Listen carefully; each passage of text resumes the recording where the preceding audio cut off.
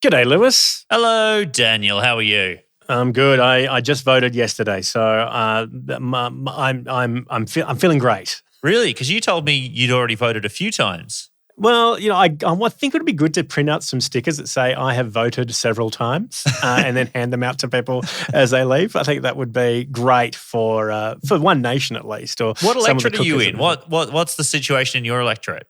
I'm in Whitlam.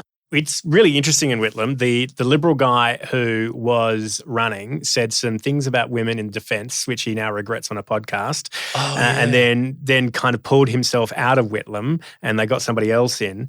And so he has just taken the same branding as the Liberal Party and is running as if he's a Liberal, but with a logo change. Huh. And it's quite striking because his name has been everywhere for the last 6 months, except for the last 6 weeks where this other guy has come in. So I think it's going to be hard for the Liberals to win. I think they're just going to really split the vote with this massive faux pas. That's bizarre. It's very exciting. It's very exciting. Hey, look, a big thank you to everyone who came to our election special at the Melbourne International Comedy Festival. It was so much fun. I just wanted to say big thanks to the audience. You killed it, Lewis. You had a good time. Oh, thank you. I had a great time. It was a lot of fun. It was a beautiful crowd. It was a beautiful room. It was a nice little welcome to Melbourne for me. I loved it. Yeah, it was really special. Very, very funny stuff. You can check it out at irrationalfear.com. And if you want to keep abreast of all of our live events, just go to irrationalfear.com, send us your email address, and we'll send you the details first, often before Lewis actually hears about it. So, yes, it's always nice to hear about it for me. So keep me posted. If you are a subscriber, let me know when my next shows are. I'm recording my end of this podcast on the land of the Gundungurra. Let's start the show. The following program contains rude words like Mark Latham, blockchain, and Twitter. Irrational Fear recommends listening by immature audiences. Comedians, experts, laughing at the world as it burns down around us. This is a Rational Fear. Tonight, the exclusive Brethren strike a deal to support the Liberal Party in exchange for getting into Haven. And Peter Dutton now says that no changes are needed to the education curriculum after discovering that maths isn't woke. And after bullying journalists to get airtime on ABC Radio, Ostentatious refuses to be interviewed by the Australian Tax Office. It's the 2nd of May, 2025, and our national nightmare will be over. This is Irrational Fear. This is Irrational Fear.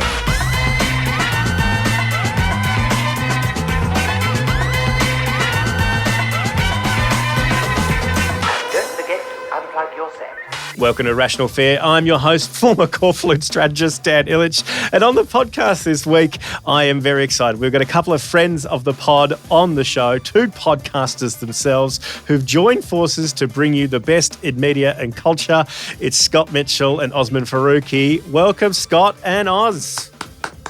Hello, so glad to be with you and to finally both all be out here outside of the walls. They can't keep us apart. We can't be fenced in. We can do whatever we want. Yes, formerly of 7am and Schwartz Media, Scott Mitchell, and formerly of Channel 9 as culture editor, Osman Faruqui. Are you excited to be running your own show, Oz, for the first time? I'm excited to be running my own show. I'm also stoked to be back here with you guys. And in fact, I think the first time Scott and I ever podcasted together was on Irrational Fear. So you could say, that was the Kingmakers. Still that got was it. the seed. The seed was planted. We looked at each other after that and said, we could do this, but maybe be less funny and more serious. Let's give it a go. I believe that was when we were all part of the hate media at the ABC. That's right. What a time. What a time. Now, Crikey has put out an article about your new venture, Lamestream, the podcast, and the headline is baffling to me. It says, Australian media is in shambles and the ABC's audience is geriatric. Could this new venture be Media Watch for the youth? For the youth, boys. I mean... What's baffling about that? Explain to me what part of youth you guys are attracting here. Well, listen, I'm 36 years old, and I believe that by the ABC's internal audience measure, I would need to be over 45 or even 50 to not be considered a young person by the ABC. So I think I am the youth, Dan. I'm still only 34, so by news polls demographics, 18 to 34, I fall into that category. But I think what the story was trying to get at, and I think this is the point that we made in it, is Scott and I are not trying to pretend that we are in touch with Gen Z's 16, 17-year-olds. I kind of, one of the things about podcasting in this day and age that I find the most annoying, if I can be honest with you, is the requirement to be on YouTube and TikTok. Like, I fucking love podcasting because it's audio. I can roll out of bed looking like shit and not worry about what I look like and just use my dulcet tones to get away with it. But now you've got to be visual. You've got to be video.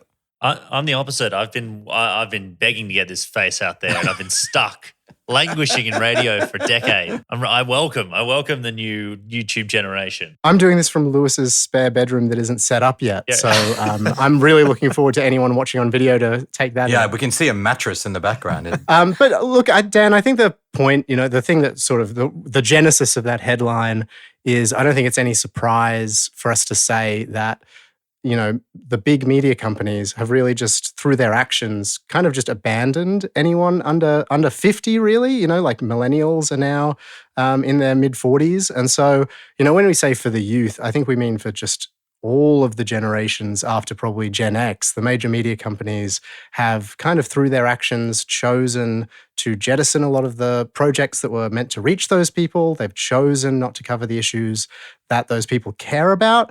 And I guess when it's, for the youth, a big part of it is that we want to be talking about the media, critiquing the media, but also talking about current events and the news through a lens that kind of questions why the mainstream coverage is a certain way. And a big part of that is that it ignores, the issues that a lot of people under 50 care about. And that's so interesting. Like, case in point, last night for the first time in a very long time, I watched Gruen Nation, and it just struck me that Todd and Russell haven't been in media for about 15 years themselves. Like, Todd is now like a TV presenter. He had just got booted off the board of Qantas. He hasn't actually been working in advertising for very long, for a whole decade.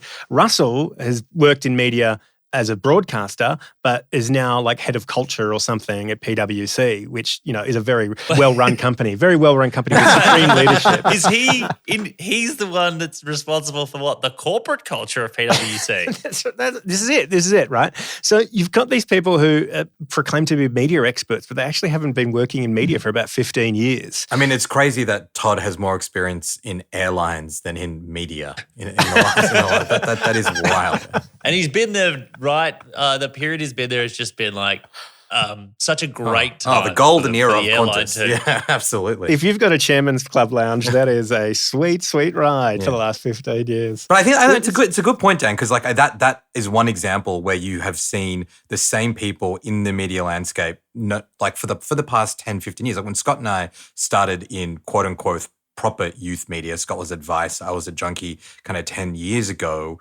So many of the same people are running newspapers, running news organizations on TV, on ABC comedy programs, on radio shows, on commercial radio. That has not shifted at all. So even though we're starting to age out of what you would normally consider to be the youth demo, we kind of are still in it de facto because everyone else has gotten even older.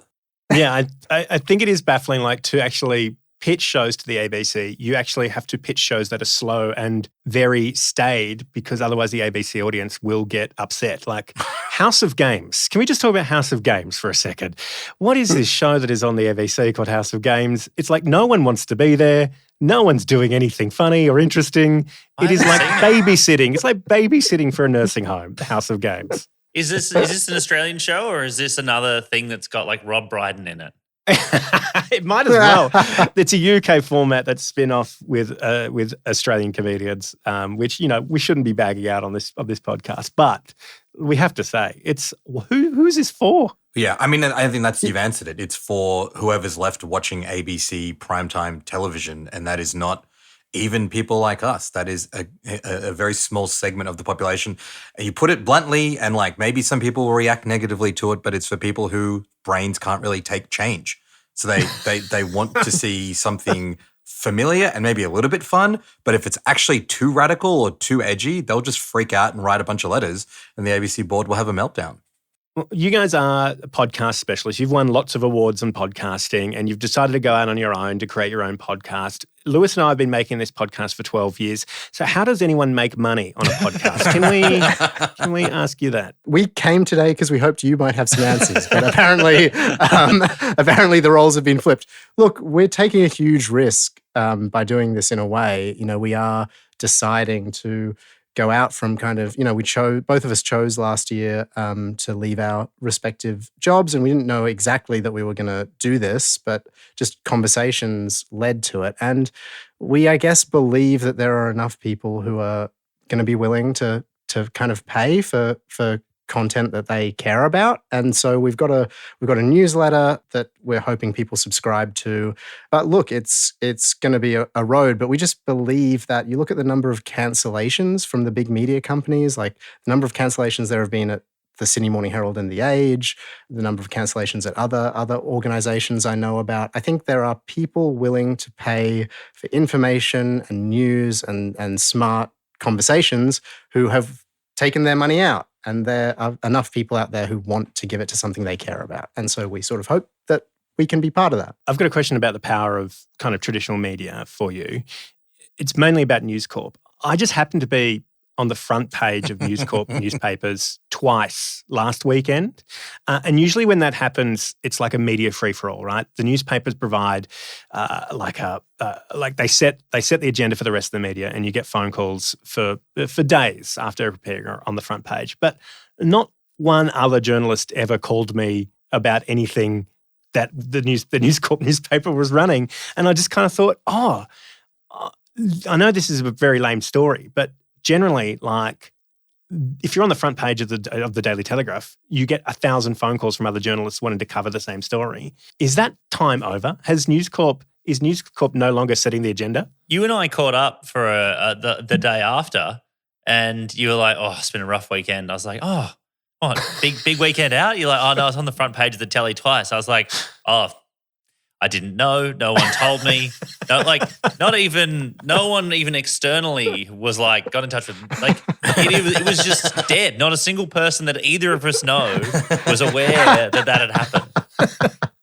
The only people who knew were my relatives who brought the newspaper to Sunday lunch. Yeah. And I only knew because you posted about it. Like, I'm obviously not following the news enough. I think there's a couple of different thoughts on that. I think on one hand, in the heat of an election campaign, a couple of weeks out from the actual election date, it's an odd choice for News Corp to run. No disrespect to you, Dan, or the immense power you wield or the immense influence you have through your allegedly unauthorized Instagram posts that they were very mad about. But fully authorized, Osman. Fully compliant.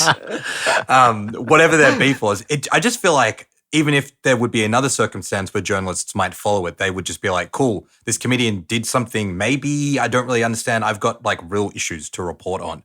But I reckon you're right that there is a noticeable difference between the way that not just News Corp, but the way that every front page news story changes political conversation compared to what it used to, right? I even think about this with shows like Four Corners. When Four Corners had millions and millions of viewers and they did an investigation into dodgy industries, there would almost always be a royal commission called the next day. But when fewer than 1 million people watch those kinds of current affairs shows, when fewer and fewer people buy and read newspapers either in print and online, the ramifications, the consequences are just significantly less.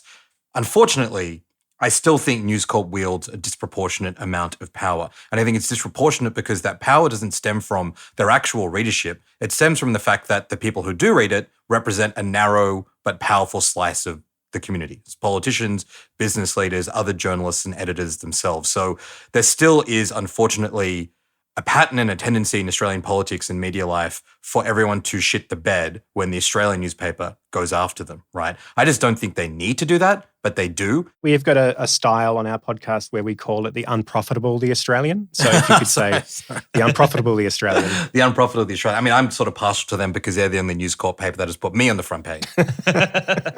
What about the disinformation space? This election, my Instagram reels have been like bombarded by far right, folks slamming not only the major parties, but independents as well. And that seems to be very well funded, particularly by Advance and Atlas and groups like that.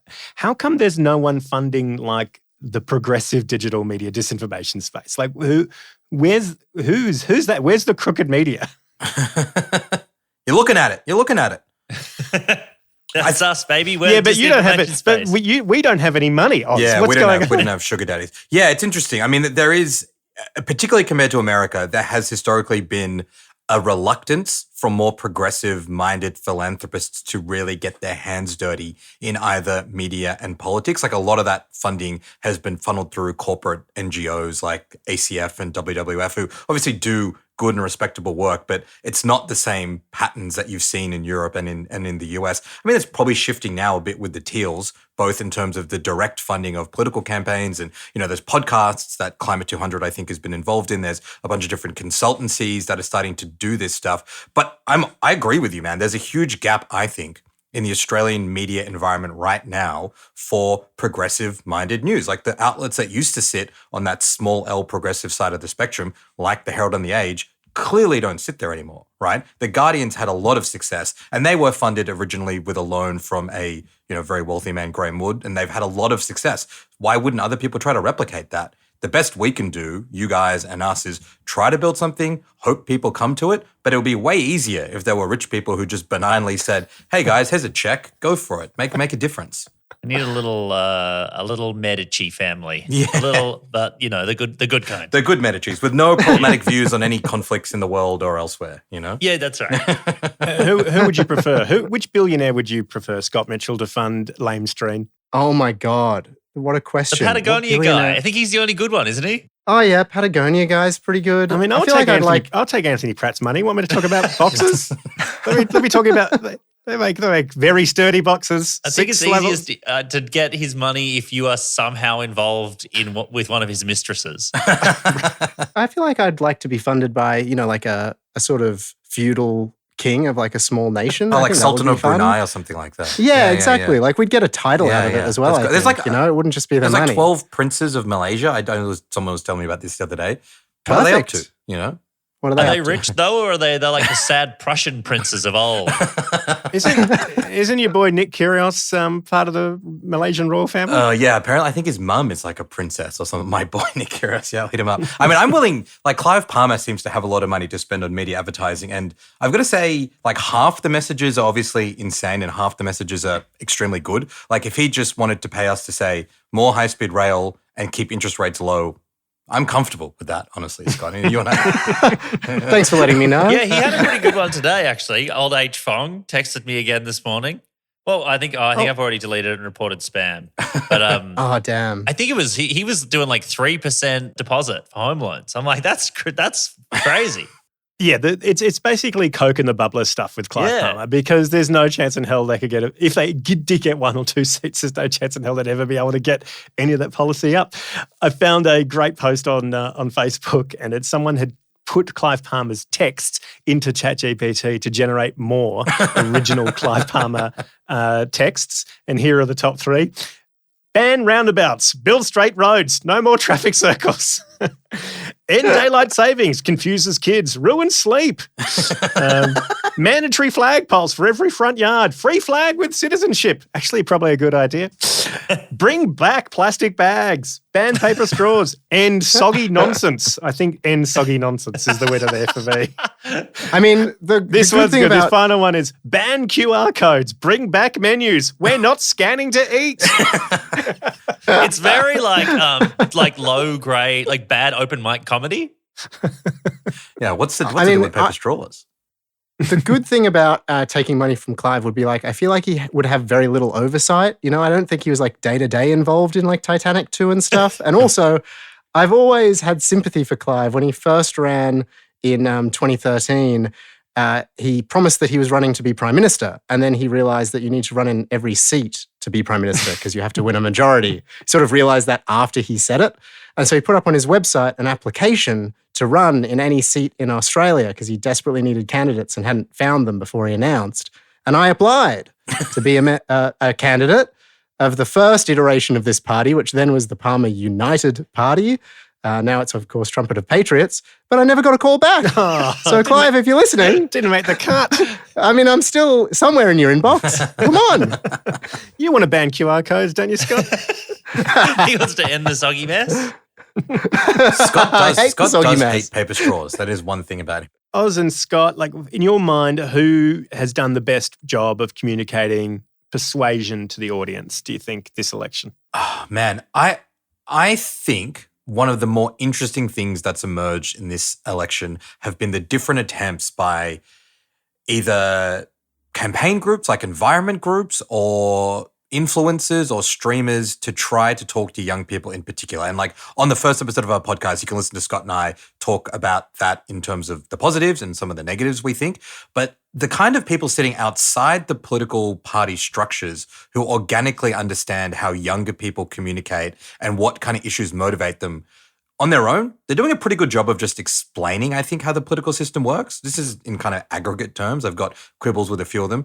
But I think the parties that have teamed up with them, and that, you know, the Greens have done a lot of stuff with Abby Chatfield and this other influencer from Queensland, have been reaping the rewards of that. And I think you will see a big boost in the youth vote for the Greens all around the country, and even Labor to an extent. I think the problem for the Liberals is, even if they try to do that, there aren't that many normal, quote unquote normal, like young influencers who want to be associated with Peter Dutton. Like there's that diving guy, Sam Fricker, who just keeps interviewing Liberal politicians. I have no idea what that guy's deal is, but it's a very, very strange media environment. That Do you know what? I have crossed paths with Sam pre-podcast. So is this back when I you was and on him Triple J, did that diving thing? Was he involved? Yeah, in that? But that was him. When That was Hing and I him. went diving off the giant 10-meter diving board. For anyone who's seen that video, that was with Sam. No and so shit. he was an Olympic hopeful at that point. And So this is actually your fault. You probably gave him the idea to start. He got the bug. Yeah, he he got got the, like how I got the bug for broadcasting by meeting Carl Krzyzewski on the City to Surf. But, you know, Oh, my goodness. Lewis meets one diver. there is like a handful of people that over the years that I am in some way partially responsible for their media career. And Sam Fricker is one of the funnier ones. But I mean, he was already very big on TikTok before he met me. He certainly there's like a weird Sure he was. subgenre of people who just want to watch hot people dive. Like diving TikTok is like quite big, just watching hot people dive. So he just got big just being hot on doing dives. And now he's interviewing the Prime Minister. I'm sure that getting a plug on the National Youth Network had nothing to do with exposing the man who is now shilling for the Liberal Party to a youth demographic. I'm sure you have no responsibility, Lewis. Had nothing to do with it. No, the one that we really like to claim, who we really did pull out of nowhere and turn into a star, is for anyone who's watched the television show Too Hot to Handle, the very first season. There's an Australian guy. Oh, Jack? Is it that? No, his name is Harry. Oh, Harry. Yeah. He does a skincare thing now. Yeah. Yeah, Of course. So Yeah. Harry, Of course Harry was Harry. us. Yeah. We started Harry's career. You back when he started- was still at uni. Harry's career? He's made like millions of dollars making OnlyFans, and like he's just like one of the most famous, like one of the most followed Australians in the world. Like He's honestly probably one of the top 5 famous Australians in the world right now. And probably a lot of people don't know him, but he's fucking killing it. And great skincare. And he Oh and my I gosh. just like we still chat. That's great. Say hello from me. Lewis, we need to get him on the podcast. We need some of that OnlyFans money diverted this way. Yeah. Well, if you and I are willing to do something pretty weird, Dan, we can make a little bit of money.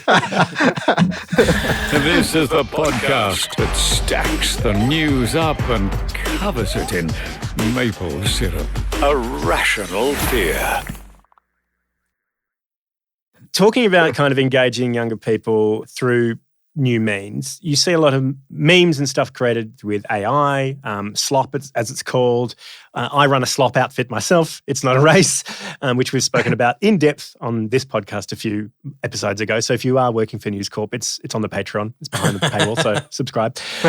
But does that kind of stuff work when you see like the traditional party brands moving into this kind of AI kind of slop sort of user gen space? Does it have any effect, you think, Scott?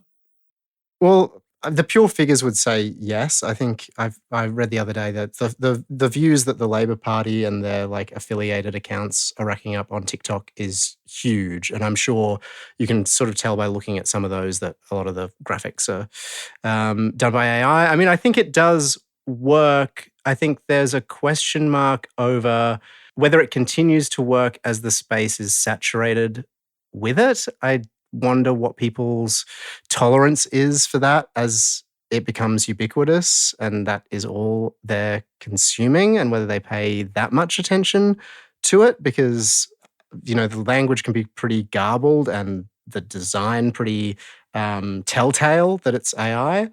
So yeah, but I think it will have an influence this election. I just wonder whether it erodes trust long term in, whether you're a party account or an affiliate account or an influencer. If you engage in that long term, does that tarnish your brand and trust in it? But they don't overall? care. They don't this is every election. I don't just think before the election, you sort of go, fuck. Like no one. There is no like brand or product in the world that talks itself down more than politics and politicians. Like you would never get like Pepsi going just because they want to hurt Coke. They'll just say all fucking cola sucks.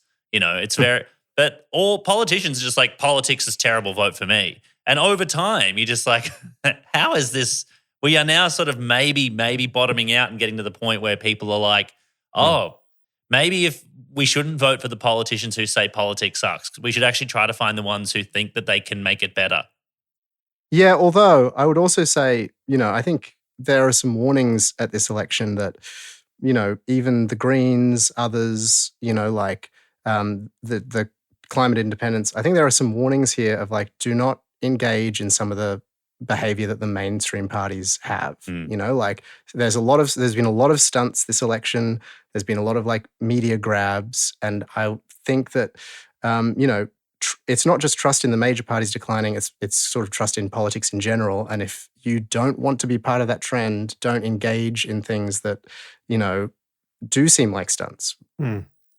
We are a couple of days off from knowing who will be in power. The latest YouGov poll has Labor at 84 seats and the Coalition at 47, Greens at 3 and Independents at 16. So a few Independents pick up, but a huge Labor gain.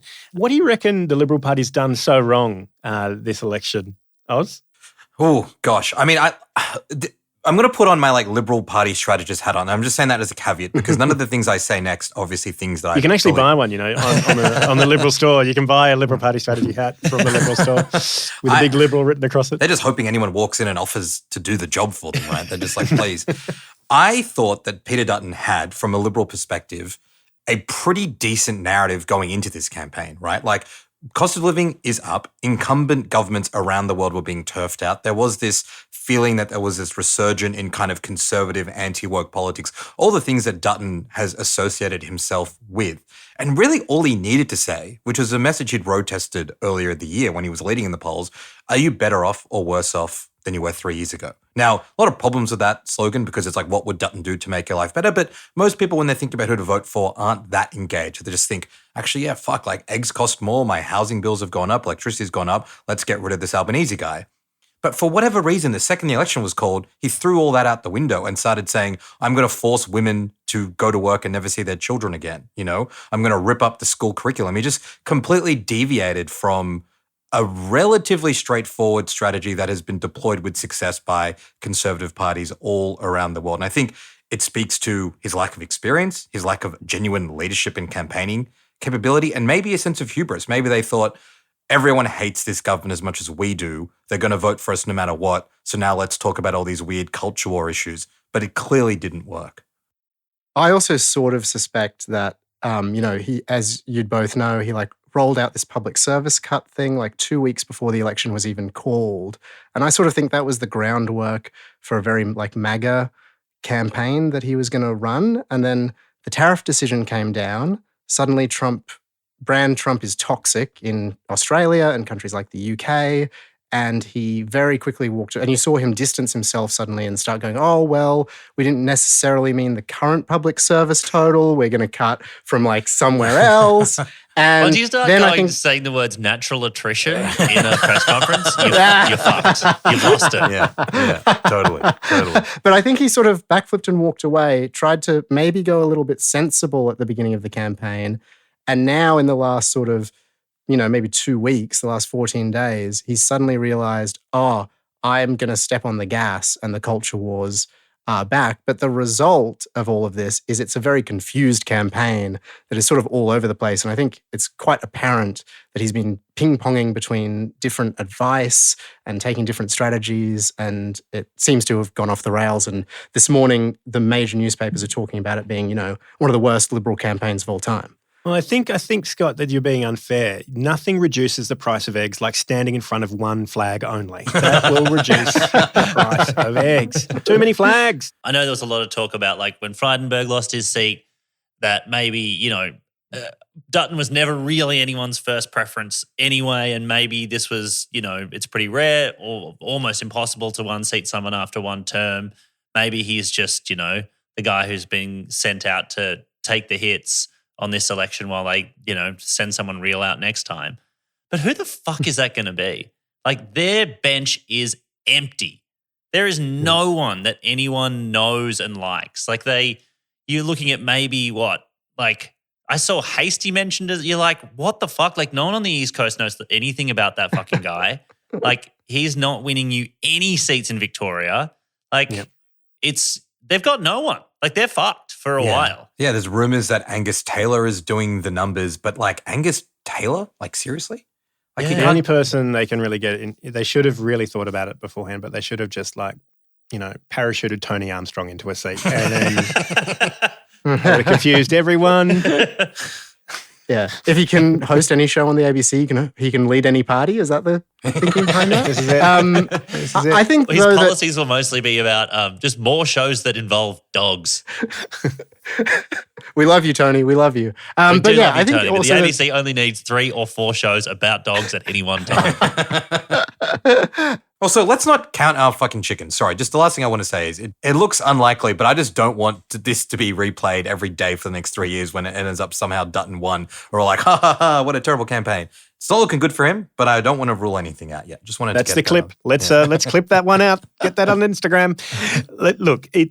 Thank you so much for both of you joining us on the podcast. Scott Mitchell, Osman Faruqui from the podcast Lamestream. Is there any special thing that people can kind of do to participate in listening to Lamestream for you folks? You go follow us wherever you get your podcast, but just to check out our very shiny website, lamestream.com.au, as well as the pod. We've got a weekly newsletter that will be sharing some exclusive news from the world of media and politics, some analysis, some recommendations. It's a fun thing to check out. Thank you very much, Dan and Lewis. Oh, it's great. Honestly, it's great. I mean, I know at one point all of you used to live together, right? Oz and I never lived together, actually. But Scott and I live together. Scott and Oz have lived together. Scott's the sort of connecting tissue. Scott's in my house right now in the spare room. So Scott will probably be in my house sometime over the weekend or next week. So, yeah. Scott needs to get a house. Scott is coming from within inside the house. Scott is planning to live with every podcast host in Australia at some point. So, Sam Fricker, make a room. Looking forward to staying with you, Dan. Terrific. Stick around after this conversation. Dylan Bain from Newsfighters has made an election special of Newsfighters, which we're going to play for you. It's a rational fear. That's it for Irrational Fear. Big thanks to Osman Faruqui and Scott Mitchell. Let's get our plugs on the way. Lewis, we've already plugged Lamestream. Do you want to plug anything? No, I'm as of like today, I'm basically got nothing on. My other podcast, Hubbard and Hing's taking a little break because Hing's looking after his baby. We've done the end of our Irrational Fuck Checks. We've just done our last fuck check video for the election. So really what I'm plugging is my unemployment. And, big thanks to all of our Patreon supporters for chipping in to Patreon because that would have been impossible to do Fuck Check without it. So thank you so much. Oz, do you want to plug anything? Dude, we launched a podcast. Everyone needs to listen to it. That's the only thing I'm talking about right now. It's great. 2 of the smartest blokes in media, or youth media, I should say. Listen to Lamestream wherever you can. Big thanks to Road Mics, our Patreon supporters, Jacob Round on the Teppanyaki timeline. Until next week, there's always something to be scared of. Goodbye. This is Newsfighter, where we fight the news so you don't have to. With Dylan Behan. Yes, hello everyone, and welcome to a special episode of Newsfighters. I'm Dylan Bain, the Katy Perry of Wacky Clips, and I'm back to recap the wackiest highlights of the 2025 federal election campaign. And what a bizarro campaign it's been. Tax cuts from Labor, market interventions from the Liberals, and everybody in Australia just wanting to vote for somebody else. Anyways, it all kicked off with Prime Minister Anthony Albanese making this promise. And fair funding for every school, public and private. Yes, there we have it. The Labor Party of 2025 in a nutshell. A working class boy from public housing proudly handing out money to the top end of town. ALP 2025. And the head-scratching announcements from Albo did not stop there. We will make price gouging by Australian supermarkets illegal. Quite a big call there, but what exactly is price gouging? Well, Albo stepped up with a very precise legal definition. Price gouging is when supermarkets are taking the piss. Oh boy, well that narrows it down. I'll tell you what, if taking the piss on prices is going to be illegal in this country, that's going to be bad news for the providers of every single product and service under our current form of free market capitalism. Everyone go to jail. Speaking of cost of living, over on the other side, opposition leader Peter Dutton's solution is, of course, more fossil fuels. We are the only party with a policy at this election which provides support to every Australian straight away from day one with a 25-cent cut to fuel. Yes, I've never seen a more obvious case of Dutton and the Libs being infected with car brain, where they believe quote-unquote, every Australian owns a petrol-fueled vehicle in this country. Breaking news, Peter Dutton. Some of us don't. Oh, but they also have a solution for making driving even more expensive, because that's what we want.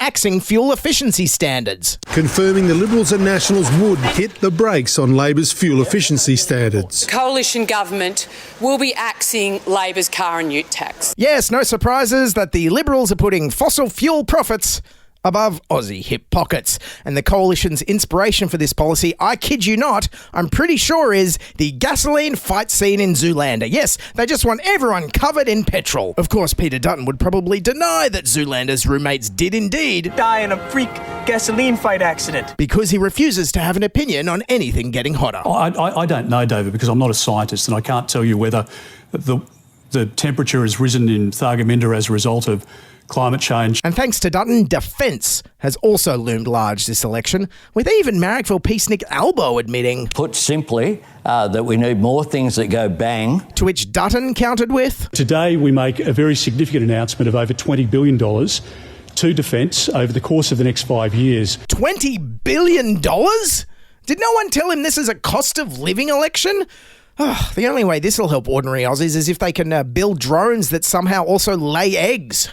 Yummy drone egg omelettes. And when it came to cost of living, Dutton knew exactly what was to blame. At the moment, the government's energy policy, with this renewables only policy, that's the reason that we've got 30% increases in food. Yes, that's right. Peter Dutton's like, it's that damn free wind and sun making all the food prices go up. Now, give me hundreds of billions of dollars to build nuclear reactors and then magically everything will get cheaper somehow. Yes, and it seems like this election, like many before it, is coming down to the central issue of trust. Who do you trust to help young Australians get into homes more quickly? Now, it might just be me, but I'm pretty sure that statement shouldn't be coming from the guy who's revealed to have had 26 properties bought and sold at a profit calculated at $6.7 million.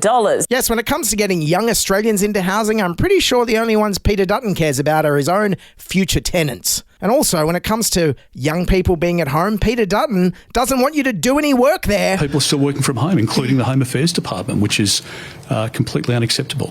People refusing to go back to work in Canberra is not acceptable. Yes, the bungled work from home policy was so toxic to the general public, Dutton had to come out 3 weeks later and try and Jedi mind trick us into believing he never said what he said. I strongly support work from home. I've been very clear about that. God, it's a bit like the Easter Bunny coming out and saying, I've been very clear about chocolate eggs, never seen any, don't know anything about it, very clear from day one. Meanwhile, there was one surprise during the campaign as the Prime Minister had to quickly pivot to deal with some major international trade issues out of North America. And I can report, after the discussions that my government has had with the government of Canada, the Australian cafe owner Leighton Walters can once again have Vegemite back in his cafe. Yes, if you want an idea how safe and boring and uncontroversial this election campaign has been, look no further than the media having to dub something Vegemite Gate. Vegemite Gate. which led to the Prime Minister making this announcement. I stand with the Aussie cafe owner.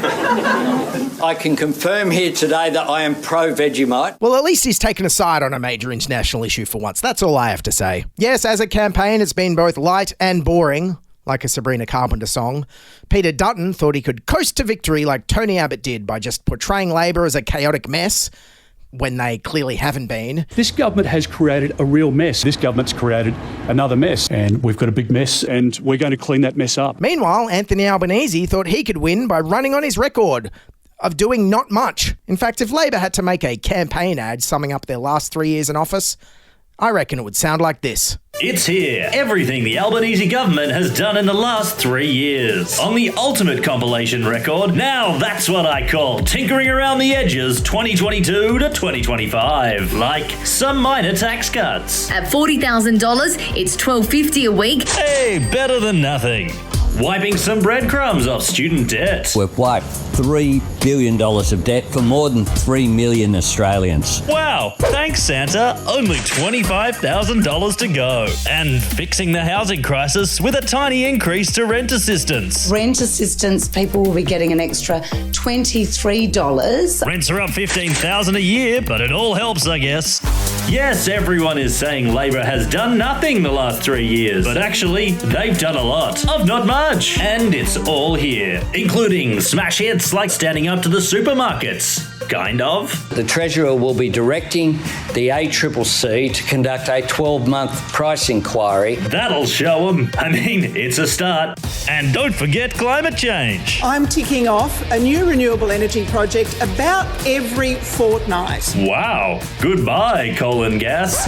Oh, no, wait. That contrasts to 7 to 1 compared with coal and gas projects. It's not great, but it could be worse. Yes, ALP Records presents Now That's What I Call Tinkering Around the Edges 2022 to 2025. For less than the cost of a recession, it's the ultimate compilation of not much, but still slightly better than nothing and kind of heading in the right direction, I guess. Out now at Brash's.